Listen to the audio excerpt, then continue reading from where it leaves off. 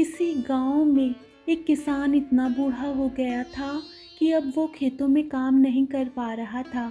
इसीलिए वो मजबूरी में घर के आंगन में बैठे बैठे दिन गुजारा करता था। उसका बेटा अभी भी खेतों में काम करता था। आंगन में समय समय पर निष्क्रिय पड़े अपने बाप को बेटा देखता था और अपने पिता को वहां बैठे देख सोचता था कि बाप अब किसी काम का नहीं, खुद तो कुछ करता नहीं बल्कि उसका सारा काम मुझे ही करना पड़ता है। एक दिन बेटा बाप को लेकर निराश हो गया। उसने एक लकड़ी का ताबूत बनाया। उस ताबूत को वो घर के आंगन में ले आया और अपने पिता को उसके अंदर आने को कहा। पिता कुछ कहे अंदर आ गया।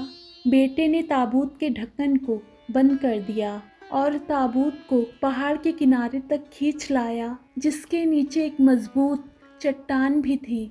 जैसे ही वो मंजिल के पास पहुंचा, बूढ़े पिता ने ताबूत के अंदर से ढक्कन को थपथपाया और ताबूत को खोलने के लिए बेटे से कहा। बेटे ने ढक्कन खोला तो देखा बाप अभी भी शांति से लेटे हुए था।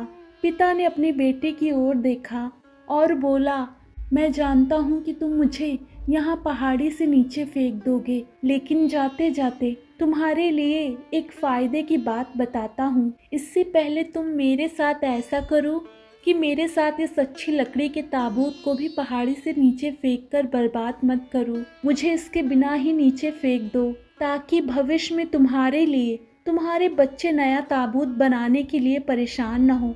इस छोटी सी कहानी से हमें ये सीख मिलती है कि जैसा कर्म करोगे भविष्य में वैसा ही फल मिलेगा। तो बुरा कर्म करने से पहले उसके फल के बारे में अवश्य सोचें।